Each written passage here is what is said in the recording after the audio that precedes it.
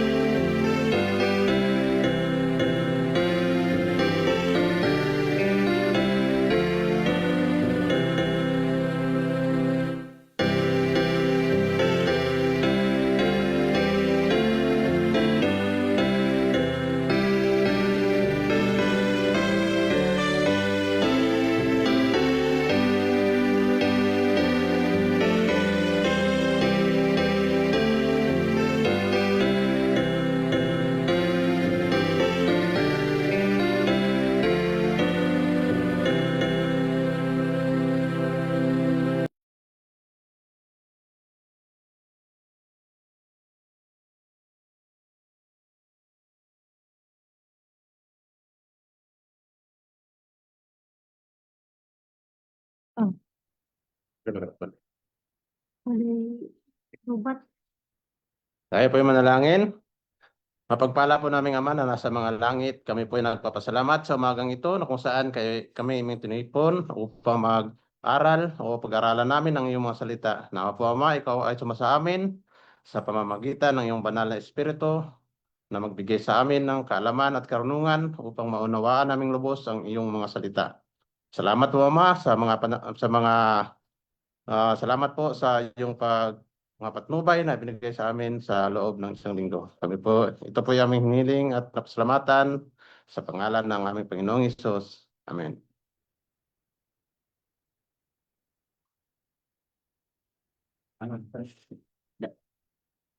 Andito na siya. Ha? Sir na ko. Maraming salamat po sa panguna sa ating pambung panalangin. Ngayon po ay ating maririnig ang tanging bilang.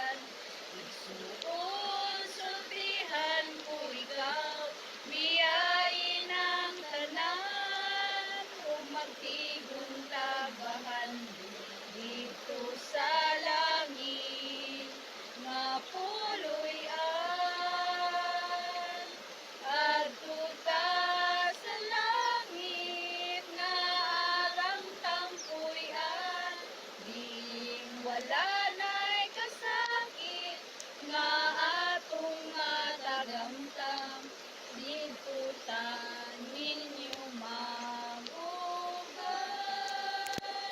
kauban ni Jesus sa langit na puluyanan adto ta sa langit nga arang tangkuyan di wala na'y kasakit nga atong matagamtam dito ta ninyo mapuban kauban ni Jesus sa langit na puluyanan kauban ni Jesus sa langit na puluyanan.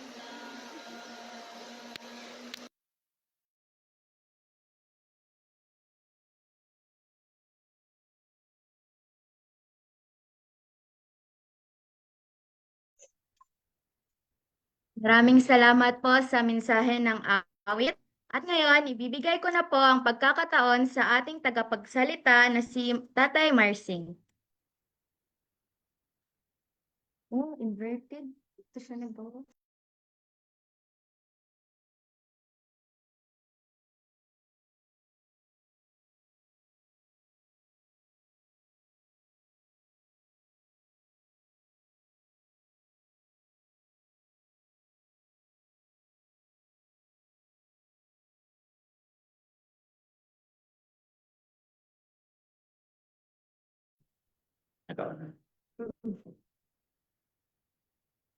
Good morning to everyone. Gandang umaga sa lahat. Sabado na naman at andito na naman tayo nagkatipon-tipon sa samba sa ating mahal na Panginoon. So, sa umagang ito, ay pagpaumanhin lang ninyo na hindi tayo fluent sa Tagalog. So yung mga quotations na babasahin ko ay English. Siguro yung ibang quotation, i-translate ko sa Bisaya kasi Bisaya ang lahat na nasa harap ko dito. Isa lang ang Tagalog dito, no? Si Brother Ben lang. So,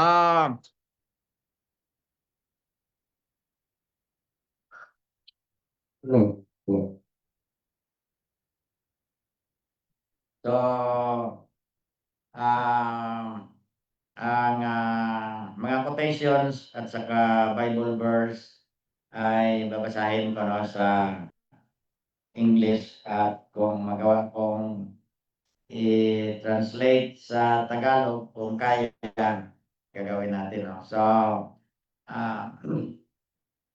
ang ating pag-aralan ngayon ay tungkol sa Christian unity. So, dito sa Bible, sabi niya sa John 17, from verse 17 hanggang 21. Sabi niya, Christ prayed for His disciples. So ito yung prayer ni Christ, Sanctify them through thy truth. Thy word is truth. As thou hast sent me into the world, even so have I also sent them into the world. And for their sakes I sanctify myself, that they also might be sanctified through the truth. Neither pray I for this alone, but for them also which shall believe on me through their word, that they also may be one in us, as thou, Father, art in me, and I in thee, that they also may be one in us, that the world may believe that thou hast sent me. So, basahin ako sa Bisaya. Ingon siya, balaanon mo sila sa kamatuoran, ang imong pulong mao ang kamatuoran. Ingon nga imo akong gisugo sa kalibutan, ingon usab gisugo ko sila sa kalibutan. ug tungod kanila ako nagabalaan sa akong kaugalingon aron sila sa ilang kaugalingon pagabalaanon usab sa kamatuoran. Ako nagaampo dili alang lamang kanila kung dili alang usab sa mga mingtuo kanako tungod sa ilang pulong.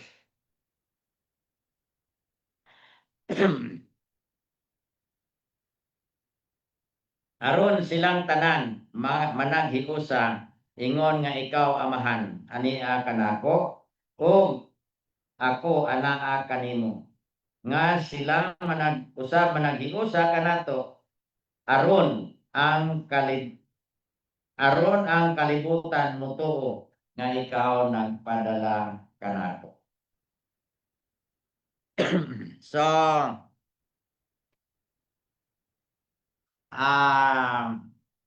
importante masyado ang pagkakaisa sa bayan ng Diyos, no?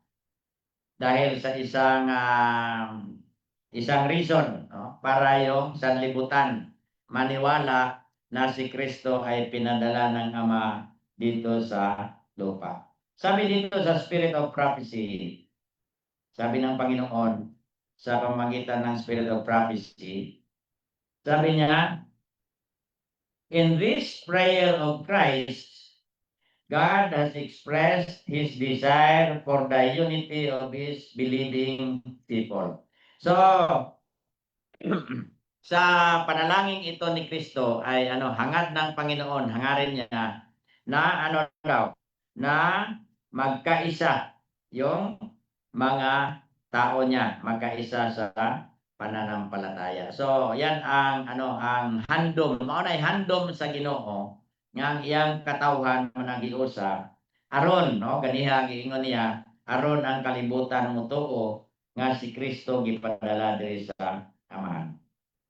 Pero nagpatuloy sabi sa Spirit of Prophecy, but there is an unwearied conflict kept upon the earth. So may unwearied, no? Walang sa Tagalog yung unwearied. Walang walay undang, lang Bisaya ko para magkadali ta. Walay undang nga konflikto dinhi sa yuta. Sabi dito, Satan works to make the prayer of Christ of none effect. So ang ginagawa ni Satanas na yung prayer ni Christ for unity magiging walang effect, no? Yan ang ginagawa ng kaaway. He makes a continual effort to create bitterness and discord, for he knows that where there is unity, there is strength, a oneness which all the powers of hell cannot break. So, bakit ginagawa ng kaaway, no, na palaging magkaroon ng disunity at discord? Kasi alam niya na kung mayroong unity, sabi niya, mayroong strength, no? Yung pagkakaisa na kahit lahat ng kapangyarihan ng hell ay hindi niya kaya, no? So, sorry lang kasi kung yung lalamunan ko ngayon, no? Akala ko graduate na ako sa Ubo. Kaya lang, kung minsan, no? Wala na sana ito pero nakakain ako ng malamig na watermelon, so bumalik. So, ano ang unity? So, i-define natin ang unity. Sabi sa volume 8 ng Testimonies, page 212, paragraph 1. Sabi niya, but let us remember that Christian unity does not mean that the identity of one person is to be submerged in that of another. Nor does it mean that the mind of one is to be led and controlled by the mind of another. So ano daw ang unity? Hindi ito nangangahulugan na yung identity ng isang tao ay i-submerge sa isang tao. O yung isip ng isang tao ay pangunahan o i-control ng isang tao. So walang hindi hindi natin masasabi na, hindi tayo makasabi na magkaroon tayo ng unity in uniformity. So ang sa atin, makita natin unity in diversity, no? So kasi may mga groups, no? May mga grupo na yung kanilang unity ay makita mo uniform sila, no? Kung ang isa mag long sleeve, halos lahat sila naka long sleeve, no? So yan ang unity in uniformity. Pero sa atin, unity in diversity, no? So alam natin, no? Mula nung Pentecost, no? Nung umalis si Kristo, 'di ba? Binigay yung Holy Spirit panahon ng Pentecost at saka binigay yon ng they were in one accord. So nagkakaisa sila. Pero dumating pa rin ang panahon kasi yung binasa natin kanina na yung kaaway ay walang tigil, no, sa kanyang paggawa para magkaroon lang ng discord sa bayan ng Panginoon. Kaya nga sa 1 Corinthians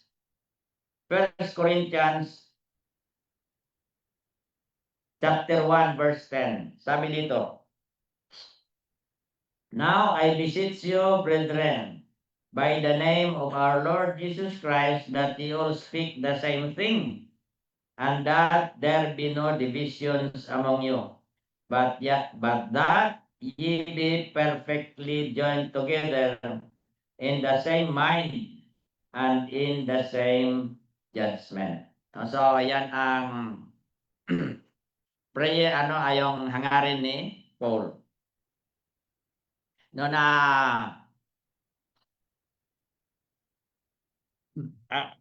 ang mga brethren sa Corinth ay magkaroon sila ng pagkakaisa, magkaroon ng the same mind at saka the same judgment, no? So ganyan talaga ang parang pabalik-balik lang. Sabi kanina sa natin sa Sabbath School na walang bago sa ilalim ng araw, no? So sabi dito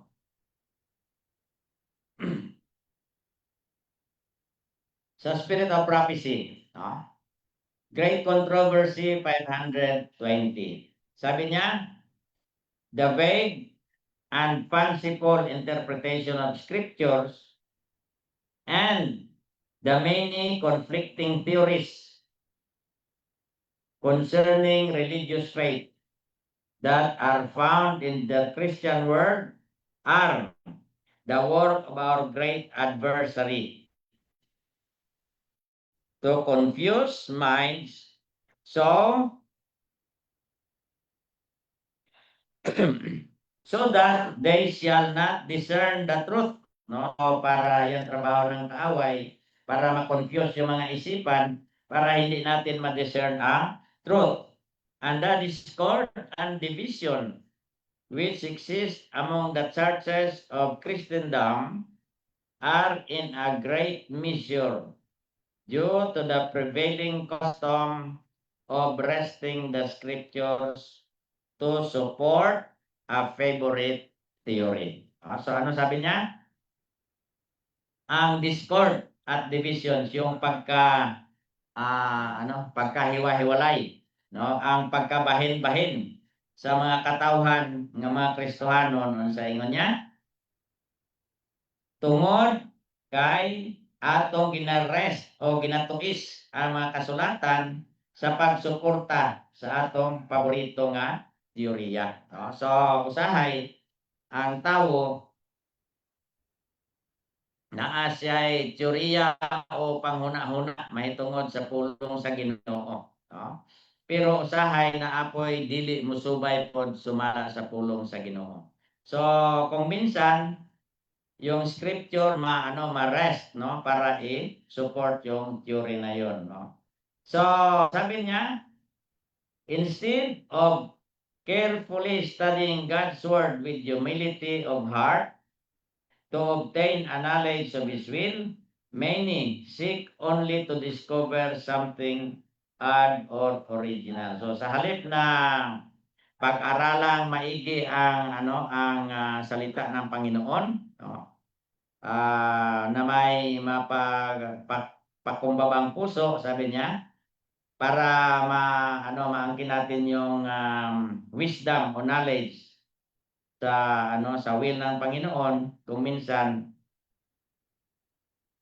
iba ang ating natin na achieve natin, no. So kasi mayroon na tayong sarili na na interpretation sa scriptures, no. So diyan nagsisimula kung minsan ang diskusyon, no.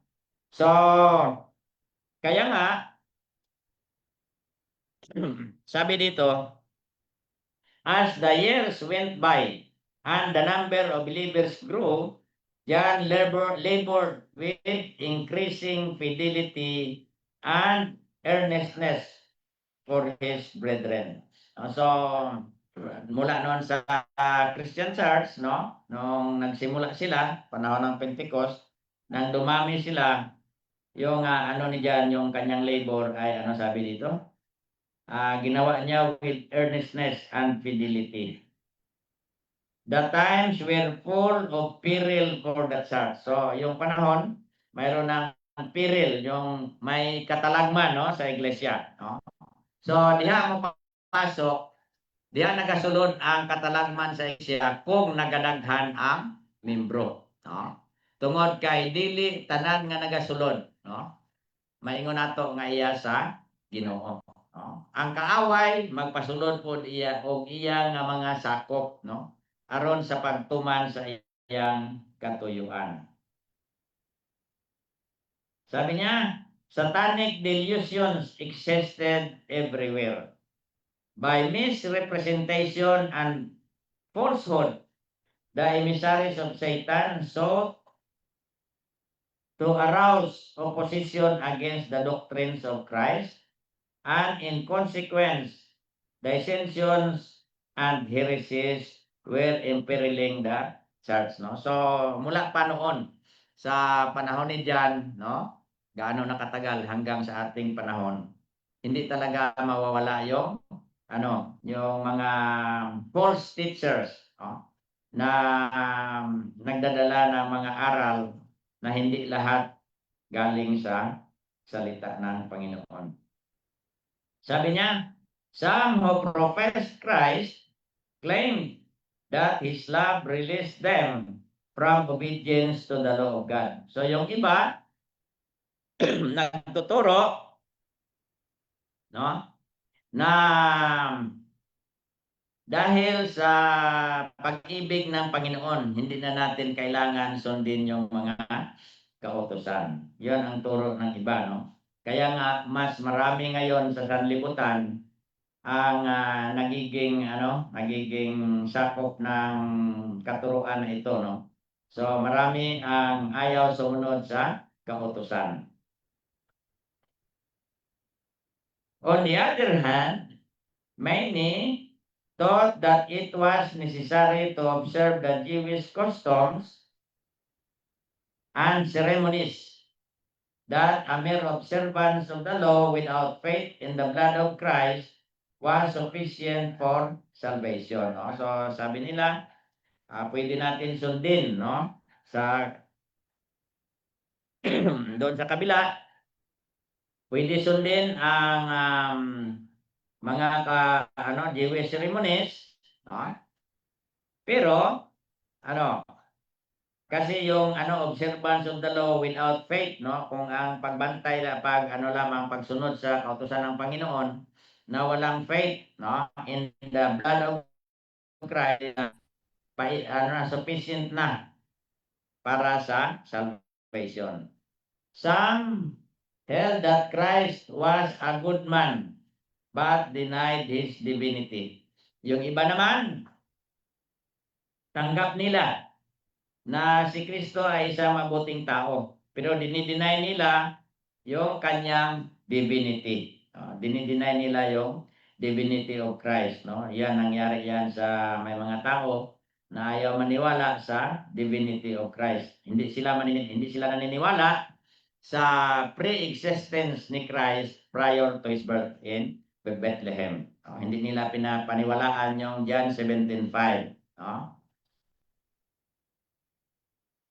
Sabi pa, some who pretended to be true to the cause of God were deceivers. No? And in practice, they denied Christ and His gospel. No, yung iba naman nag-pretend, no, na true believers. No? Pero ano, mga deceivers pala. No? Anong ginagawa nila? Sa practice, dinideny nila si Christ at ang kanyang gospel. No? So,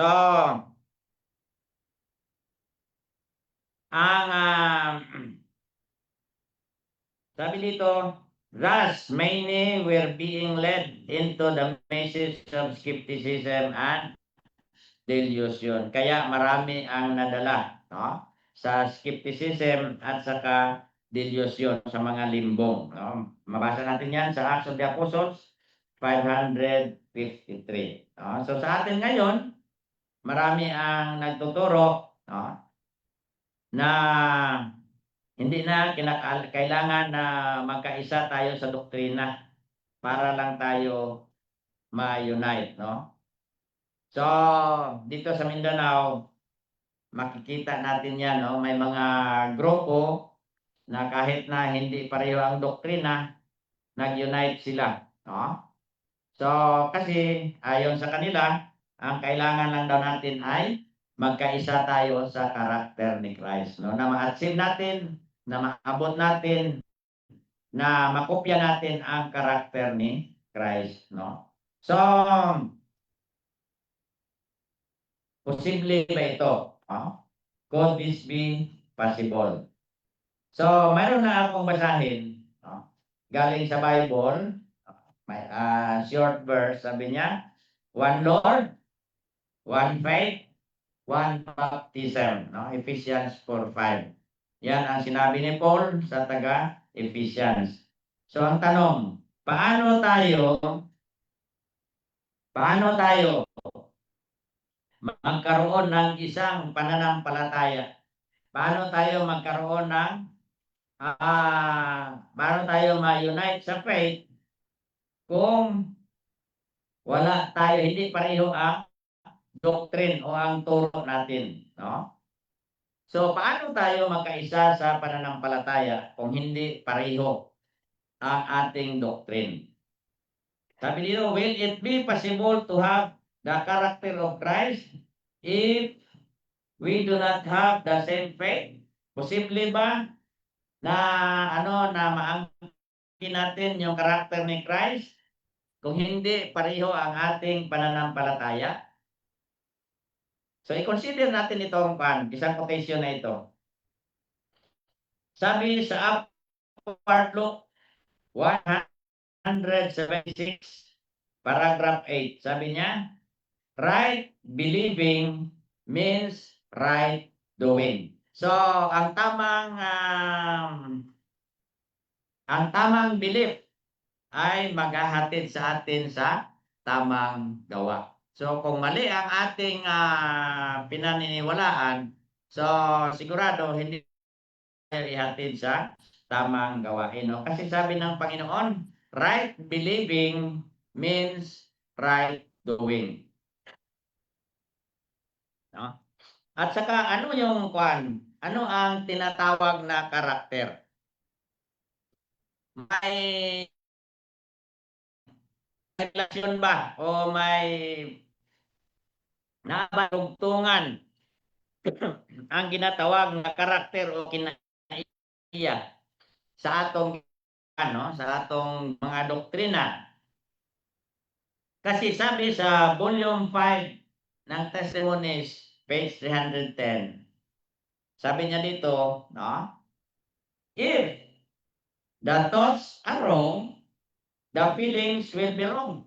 So, kung yung isip natin ay mali, yung feeling natin ay mali din. No? So yun ang sabi sa testimonies, no? And the thoughts and feelings combined make up the moral character. So ano daw ang character? Yung thoughts and feelings combined make up the moral character. So yun, yan ang definition ng character. Sa isang book sa Christ of the Lesson, sabi niya, actions repeated form habits. Habits form character. No? So ang atong kinaiya, nag-umpisa gikan sa atong huna-huna. Kung ang atong huna-huna insakto, ang atong buhat insakto. So ang mao na atong kinaiya.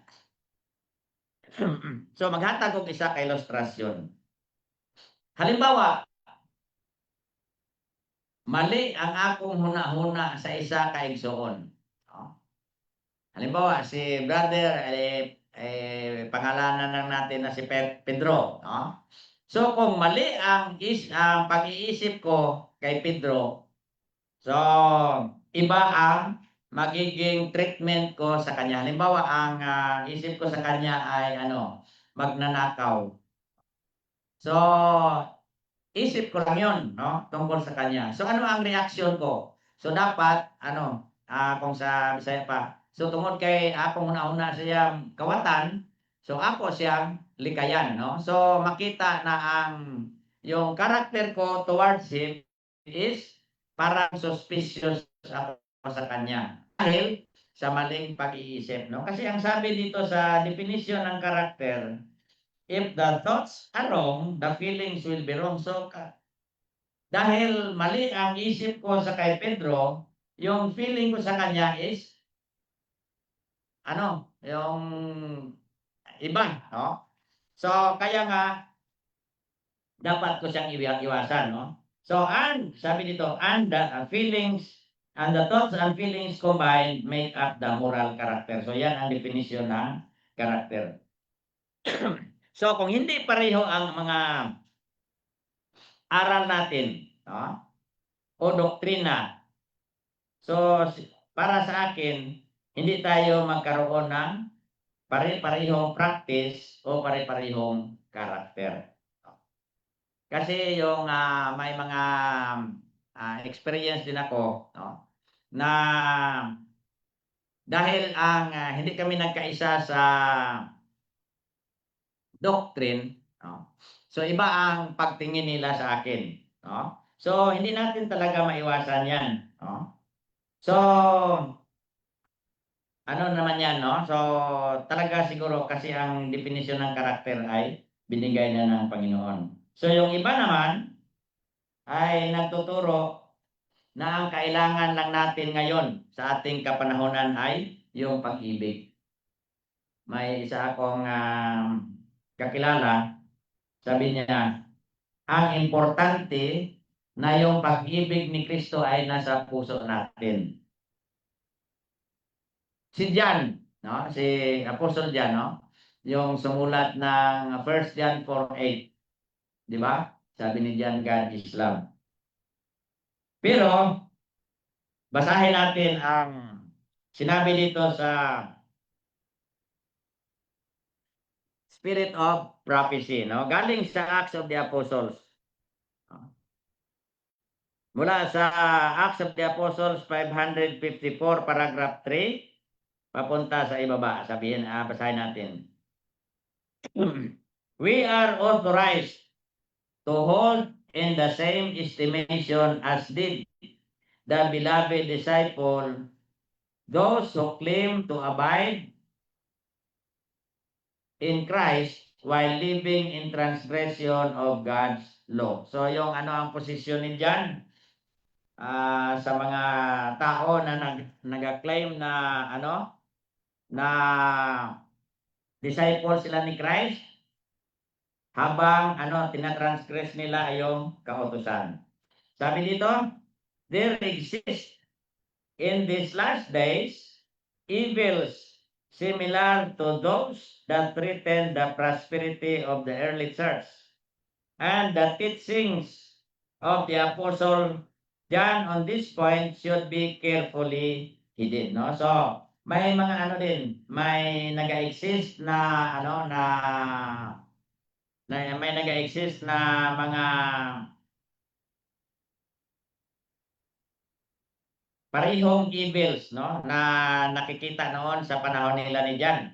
Mayroon din makikita sa ating kapanahonan ngayon, no? Sabi niya,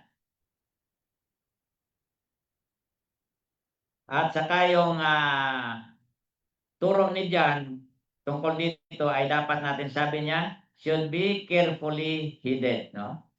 Sabi niya, you must have charity. You must have charity is the cry heard everywhere, especially from those who profess sanctification. So, sabi dito, kailangan natin ang pag-ibig, no? Labi na dito sa nag-aangkon sa pagpakabalaan.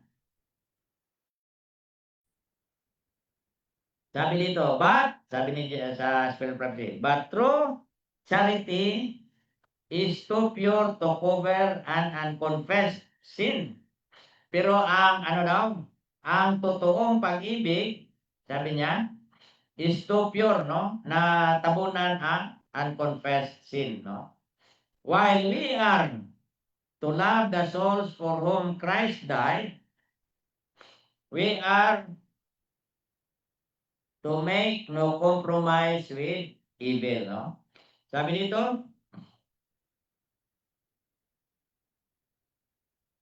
kailangan natin na ibigin ang mga kaluluwa na ano ni Kristo sa ng kanyang buhay, no? Inoffer niya yung kanyang buhay. Pero sabi niya, hindi tayo mag-compromise sa evil.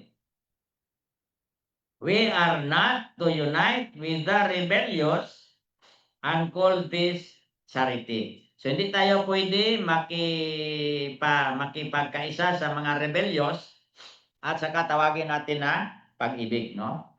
So hindi pwede na mag-unite tayo sa mga nag-rebel sa Panginoon at saka tawagin natin pag-ibig, dahil sabi natin makiisa lang tayo sa kanila kasi iniibig natin sila.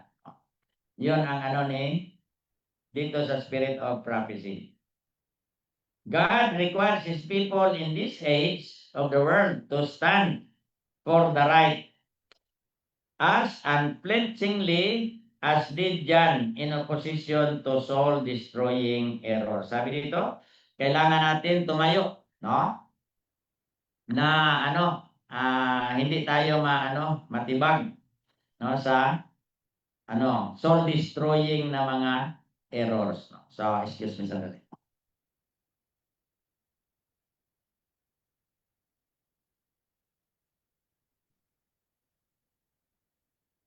Sabi dito, the apostle teaches that while we should manifest Christian courtesy, we are authorized to deal in plain terms with sin and sinners. So, sabi dito, sabi ni John na tayo ay dapat magpakita ng Christian courtesy.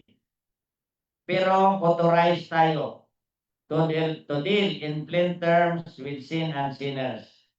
And that this is not inconsistent with true charity. So, mayroong halimbawa may nagkasala, no? Hindi natin sabihin yung kanyang kasalanan kasi ayaw natin na masaktan siya dahil iniibig natin siya. Pero hindi yun ang nasa isip ni John. Sabi dito, John enjoyed the blessing of true sanctification. So si John ay na-enjoy niya ang blessing ng totoong pagpakabanal. Pero sabi niya, but Mark, the apostle, does not claim to be sinless. Pero hindi siya nag-angkin na wala siya kasalanan. He is seeking perfection by walking in the light of God's countenance. So, ano pa rin siya? Na kung sa Cebuano pa naningkamot gyapon siya, no, nga makabot ang kahingpitan, no? Pinaagis paglakaw, no? diya sa kahayag sa Ginoo. He testifies that the man who pretends to know God and yet breaks the divine law gives the lie to his profession. So, sabi dito, yung testimony niya na yung tao na nag-pretend na nakakilala sa Panginoon pero tinatransgress niya ang kautusan ay ano sabi niya? Nagbibigay ng yung kasinungalingan sa kanyang profession. Kaya nga sinulat ni John, sabi niya 1 John 2:4, he that said, siya na nagsasabi na kilala niya ang Panginoon at saka nagatransgress siya, sabi niya, he is a liar and the truth is not in him. So, patuloy dito sabi niya sa Review and Herald, February 22, 1881, paragraph 11, sabi dito, in this age of boasted liberality, these words of John would be branded as bigotry. But the apostle would teach us that while endeavoring to perfect a Christian character, we are authorized to call sin and sinners by their right names. So kahit pa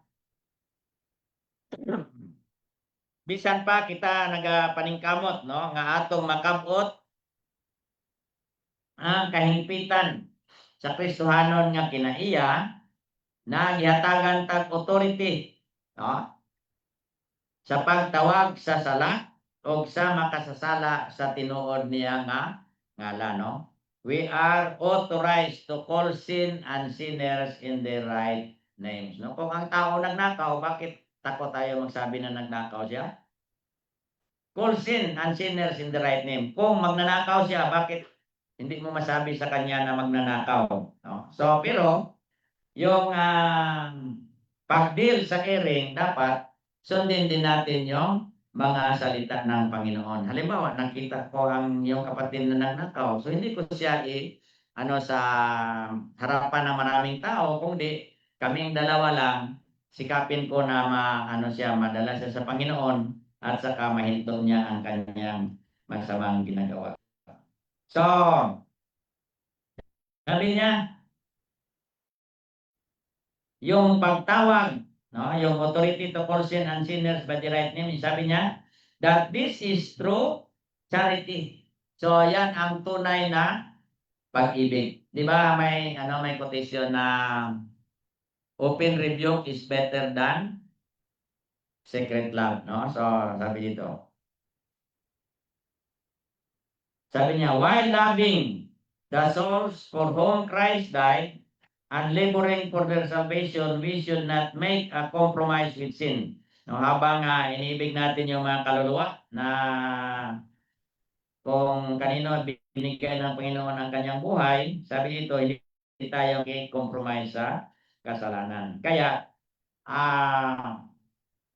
hindi tayo pwede maki-unite, sa mga grupo na walang tamang pag-regard sa kautusan ng Panginoon, Yung iba ayaw nila maniwala sa corporate responsibility. Kahit na mayroong open sinner, hindi nila kayang i-deal kasi ayaw nila masaktan o mawala.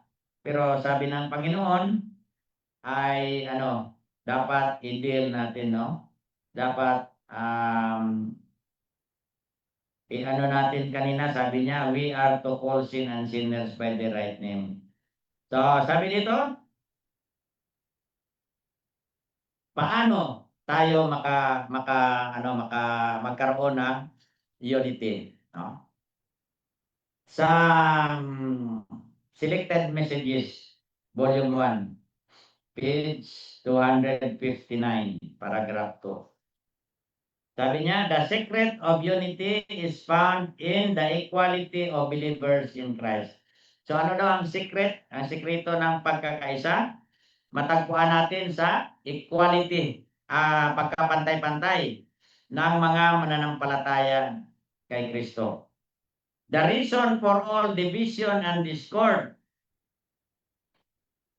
and difference is found in separation from Christ. So bakit nagkakaroon ng discord and difference? Sabi niya, ay dahil separated tayo from Christ. Sabi niya, Christ is the center to which all should be attracted. For the nearer we approach the center, the closer we are, the closer we shall come together in feeling, in sympathy, in love, growing into the character and image of Christ. No?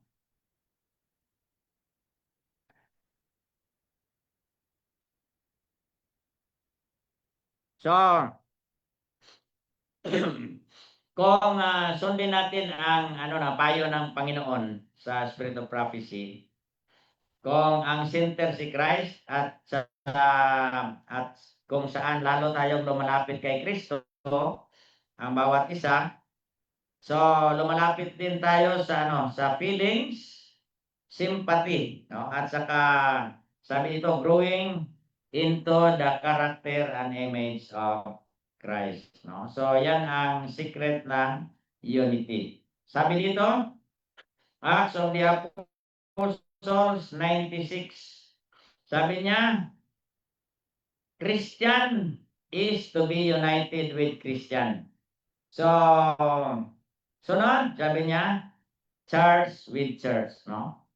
The human instrumentality, cooperating with the divine, every agency subordinate to the Holy Spirit, and all combined in giving to the world the good tidings of God. No? So, sabi dito, mag-unite ay ang magkakapatid, no? Sa iglesia.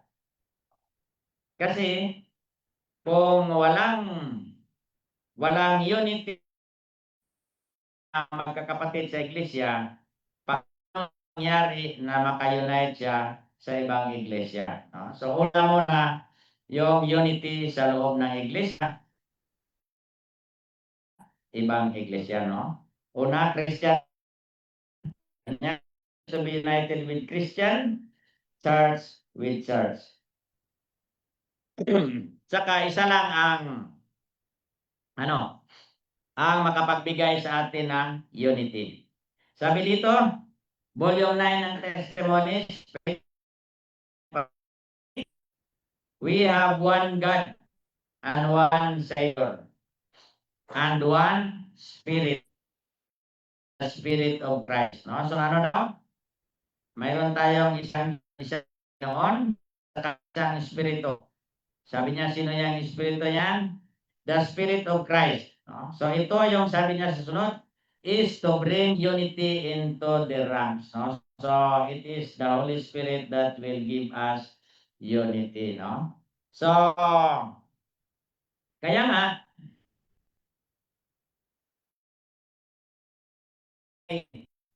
nagbigay sa atin ng warning. Sabi niya, sa second, volume 2 ng page 4, Christ has given warning so that none need accept falsehood for truth. So, nagbigay si Kristo ng warning para hindi natin tanggapin truth, no? Truth. Through which the Spirit operates is that ang channel, yung tanging pwedeng daanan ng Holy Spirit ay yung truth, no? So, dapat na natin, no? Natin pala ang Holy Spirit na manahan ma-achieve na natin ang unity sa bawat isa. At saka sabi doon sa Galatians, no? Galatians 5:22-23. Yung mga fruits of the Spirit ay makita sa buhay natin at saka wala na tayong mga bagay na pagdiskusyonan kasi ang lahat ay yung lahat natin na na ugali ay kapareho na ng ugali ng ating mahal na Panginoon na si Jesus Christ. So, hanggang diyan lang tayo at magandang umaga sa lahat. Happy Sabbath. At nawa ang Panginoon ay magbigay sa atin ng pagkakaisa, no? Na matagal na nating hinahangad sa ating samahan. So hanggang dito lang. Good morning and happy Sabbath to everyone.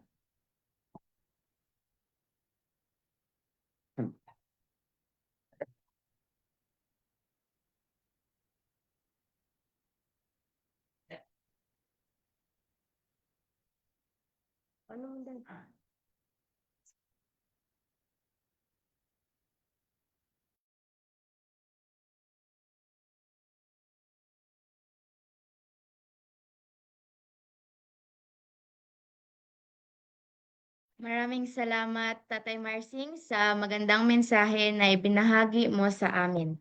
At ngayon po ay aking nang ibibigay sa ating technical assistant para sa ating closing song at closing prayer naman po sa ating tagapagsalita.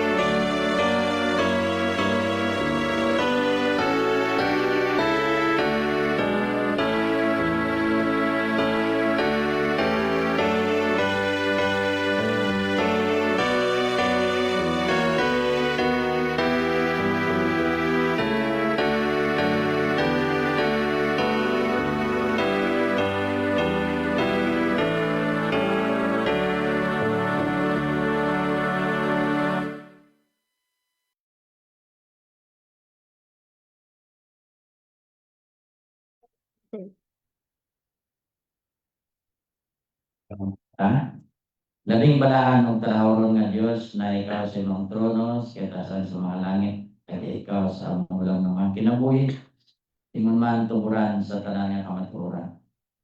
Among gipasalamatan Ginoo ang imong presensya pinagi sa imong balaan espiritu samtang kami nagasimba kanimo sa espiritu kabato.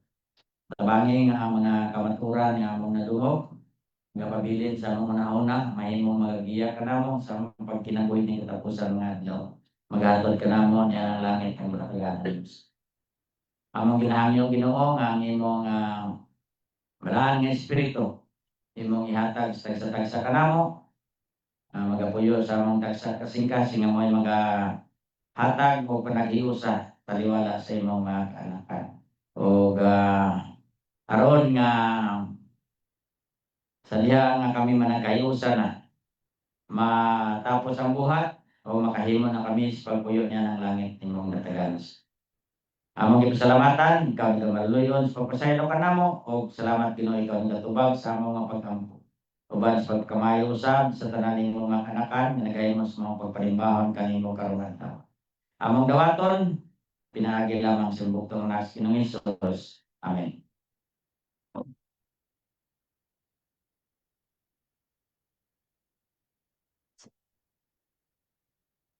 Nas kasidsi.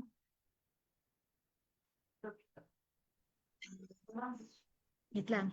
Maraming salamat sa inyong pag-join sa ating online program sa umagang ito. Inaanyayahan ko po ang lahat na mag-join sa ating online program Bible class for primary level.